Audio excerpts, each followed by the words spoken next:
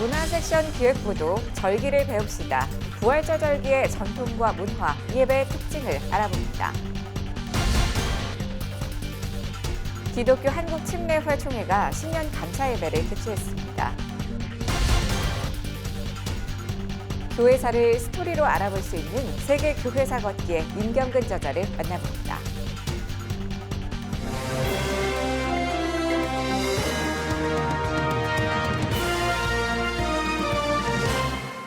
안녕하십니까. 요일별로 깊이 있는 정보들을 전해드리고 있는 CGN투데이 섹션 기획보도. 목요일인 오늘은 문화입니다.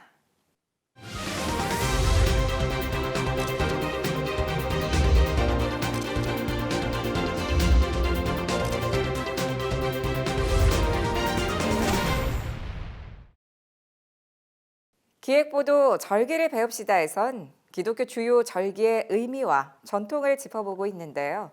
지난주 사순절에 이어 두 번째 절기로 부활절에 대해 알아봅니다. 신효선 기자입니다.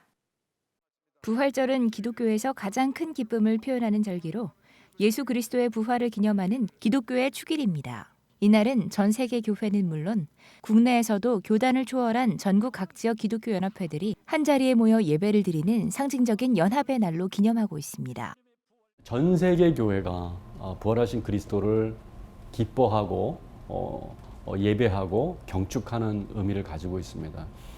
교회는 이 지역교회 또는 하나 교단 교회만이 교회가 아니고 전 세계 보편교회, 그리스도의 몸 되신 교회가 하나의 목소리로, 하나의 몸으로 그분을 찬양하고 예배하는 것이죠.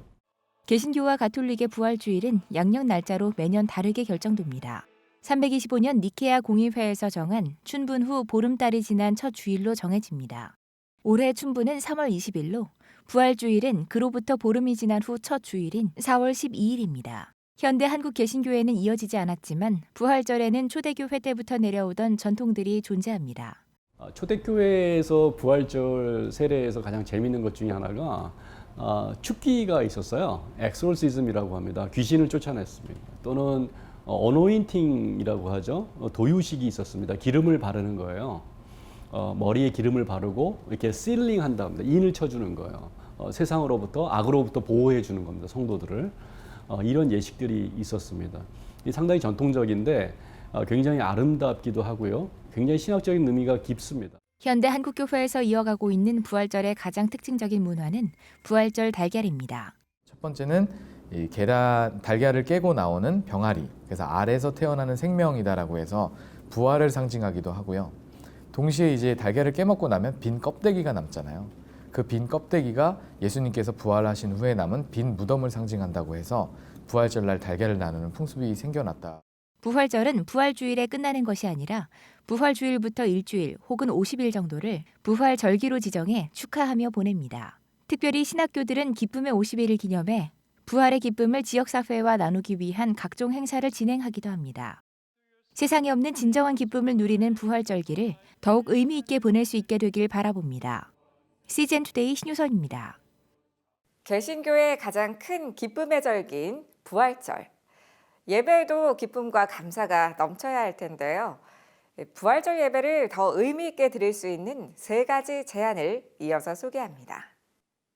예수 그리스도께서 죽음을 이기고 다시 사신 것은 성도들의 부활을 의미하며 영이 다시 사는 세례 예식으로 그 기쁨을 표현할 수 있습니다. 오랜 교회 전통 속에서 이것은 공동의 출산 행위로 모든 공동체가 함께 축하하고 또 오랜 시간 기다리고 사랑으로 덮으면서 그들의 세례를 굉장히 기뻐하고 기다려왔던 어떤 공동체의 굉장히 강한 표현이에요. 그래서 이것이 그들의 잔치로 끝나는 것이 아니라 모두의 기쁨이 되고 또 그들과 함께 세례를 받았기 때문에 또 같이 식탁에서 성찬을 나눌 수 있는 그 기쁨을 공동체가 이 부활절에 함께 느낄 수 있습니다. 세례식과 함께 모든 것을 넘어 하나님 안에서 연합하는 성찬식을 진행해 예수 그리스도의 희생으로 하나 되는 공동체를 체험합니다. 부활절기에 할렐루야를 인사로 사용할 것과 할렐루야라는 가사가 담긴 음악을 모든 예배 시간에 활용할 것도 제안됐습니다.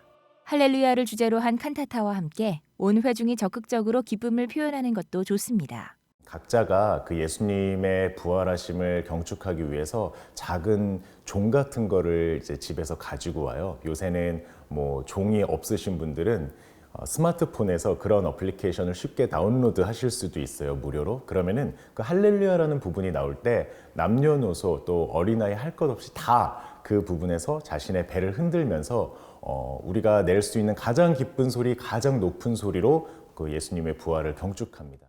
부활절의 상징색은 흰색입니다.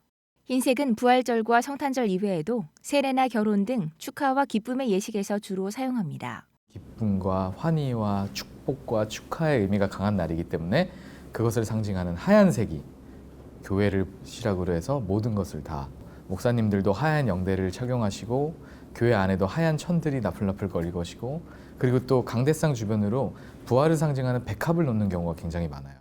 기쁨을 상징하는 흰색이나 부활하신 왕을 상징하는 금색 옷을 입고 공동체가 예배를 드리는 것도 부활을 상징하는 좋은 방법입니다. CGN투데이 신효선입니다. 기독교 한국침례회가 최근 서울 여의도 총회 본부에서 총회 기관 신년 감사 예배를 드렸습니다. 예배엔 총회 임원을 비롯해 교단 관계자 100여 명이 참석했습니다.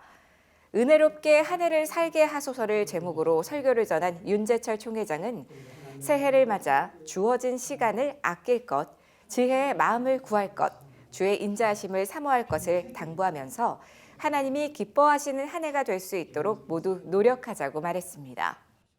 다른 어떠한 것에서 우리의 시간이 낭비되거나 허비되지 아니하고 하나님의 뜻 가운데에서 하나님이 기뻐하시는 일들로 영광을 돌리는 보람 있고 그리고 감사가 있는 한 해의 삶이 되시기를 주님의 이름으로 축원합니다. 한편 기침총회는 오는 13일과 14일 대전 침례신학대학교에서 목회자 자녀 영성 캠프와 교단 발전 협의회를 개최할 예정입니다. 과거는 오늘날의 현실을 이해할 수 있게 해주는 열쇠입니다. 또한 미래를 내다볼 지혜도 가져다 주는데요. 스토리를 따라 걸어보면서 세계 교회의 역사를 살피고 하나님의 섭리를 이해해 볼 수 있는 책이 출간됐습니다. 세계 교회사 걷기의 임경근 저자를 만나봤습니다. 목사님 안녕하세요. 네, 반갑습니다.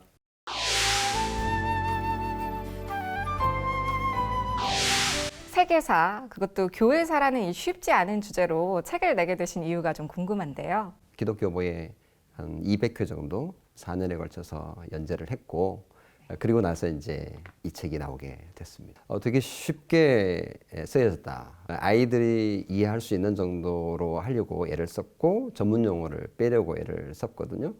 이 책은 어떤 역사이기 때문에 관점을 네. 가지고 쓸 수밖에 없는데 네. 종교개혁 관점이라고 볼 수 있습니다. 그리고 저는 이 책을 읽었을 때 이 부분이 참 인상 깊었어요. 예루살렘은 더 이상 성지가 아니다. 네. 이 시대의 진정한 성지는 거룩한 성도들이 생활하는 교회와 집, 그리고 학교와 일터일 것이다. 그 당시 사람들은 예루살렘이 성지라고 여겼습니다. 그래서 성지를 방문하면 자신의 상당히 많은 죄를 탕감받을 수 있다. 이렇게 생각을 했기 때문에 사실은 그건 잘못된 신앙이었던 거죠. 성지는 예수님을 믿고 예수님께서 계시는 곳인데 그곳은 교회이고 우리의 일터이고 그리고 가정인 거죠. 그래서 우리가 살고 있는 이 지점, 그곳이 성지라고 생각을 하는 게 맞고요. 사실은 역사 탐방, 교회 역사 탐방 이렇게 용어를 바꾸면 좋겠어요. 이제 성지라는 개념이 조금 바뀌어야 할 것 같습니다. 그리고 역사라는 것은 참 이 시대에 주는 값진 교훈이기도 한데요. 세계 교회사를 빠삭하게 알고 계시지 않습니까? 우리가 잊지 말아야 할 역사 속 교훈 어떤 게 있을까요? 로마가 기독교를 국교로 정하고 난 이후 교회가 힘을 가지게 된 거죠. 그러면서 교회가 그 힘을 이용해서 다른 종교인들을 탄압하거나 또는 자기들을 반대하는 자들을 박해하는 그런 상황이 벌어졌습니다. 힘을 이용해서 하나님의 나라를 이룰 수 있다라고 생각하는 마치 십자군 전쟁에서 칼을 가지고 하나님의 나라를 이루겠다라고 생각했던 것처럼 그렇게 생각하는 사람들이 종종 있는데 그것은 위험한 발상이라고 생각합니다. 네, 우리가 정말 들어야 할 검은 그렇죠. 하나님의 검, 말씀의 검이죠. 네, 그렇습니다. 정말 좋은 얘기고 좋은 교훈인데요.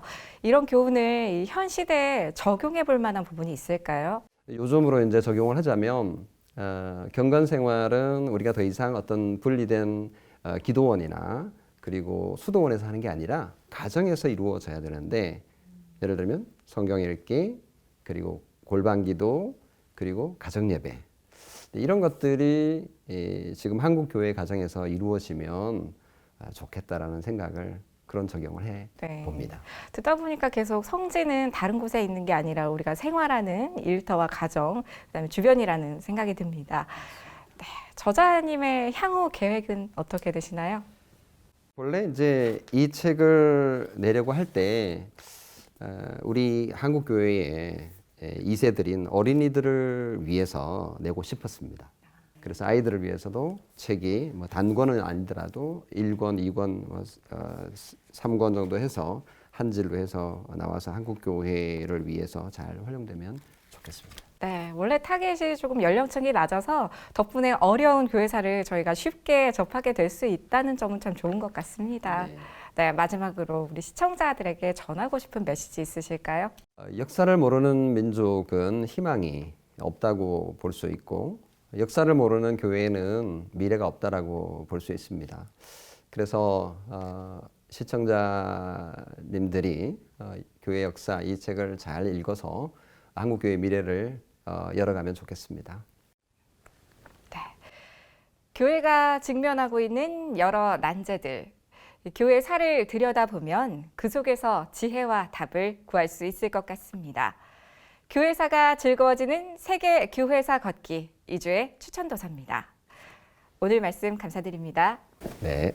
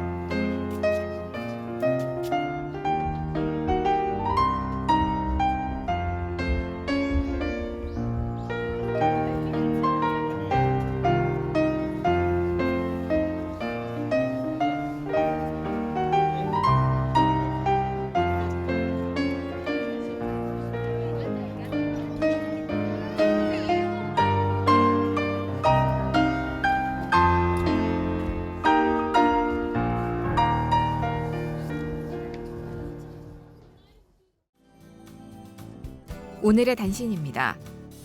총신대학교, 성결대학교, 한남대학교 등이 기독교인을 직원으로 채용하는 것에 대해 국가인권위원회가 고용차별이란 의견을 내놨습니다.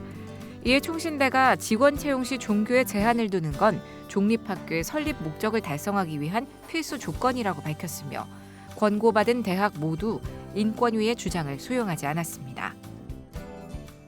미국과 이란 간 군사적 긴장이 높아지고 있는 가운데 한국세계선교협의회 KWMA가 중동 등 위험 지역 사역자와 한국 교민들의 각별한 주의를 요청했습니다. 한국위기관리재단도 중동 지역 선교 사역자와 성지 순례자 단기 선교팀들에게 신변 안전 요주의를 공지했습니다. 미국이나 서방 국가의 대사관과 시설물 등에 접근하는 것을 피하고 중동 지역 여행도 자제할 것을 권고하면서 해당 지역에 선교사를 파송한 기관이나 교회는 위기관리팀을 운영하고 24시간 비상연락망을 유지할 것을 당부했습니다. 성경을 현대적으로 풀어낸 뮤지컬 지저스가 오는 15일부터 31일까지 서울 종로구에 위치한 원패스 아트홀에서 공연됩니다. 복음서 속 예수 그리스도의 행적들을 충실히 담아 혼란한 사회 속 살아가는 성도들에게 따뜻한 감동을 전할 예정입니다. 기독문화선교회가 제주선교 100주년을 기념해 기독교 성지순례를 개설했습니다. 코스에는 6.25 당시 훈련소 교회였던 강병대 교회, 송악산, 세미 은총의 동산, 허브공원 등이 포함되어 있으며 한국교회 첫 선교사인 이기풍 목사와 제주 1호 목사이며 순교자인 이도종 목사, 한국 최초의 여성 선교사인 이선광 선교사의 삶과 신앙의 발자취를 따라가도록 기획됐습니다. 매일매일 더 새롭고 알찬 글로컬 선교교육 뉴스 시즌 투데이 시청해 주셔서 고맙습니다.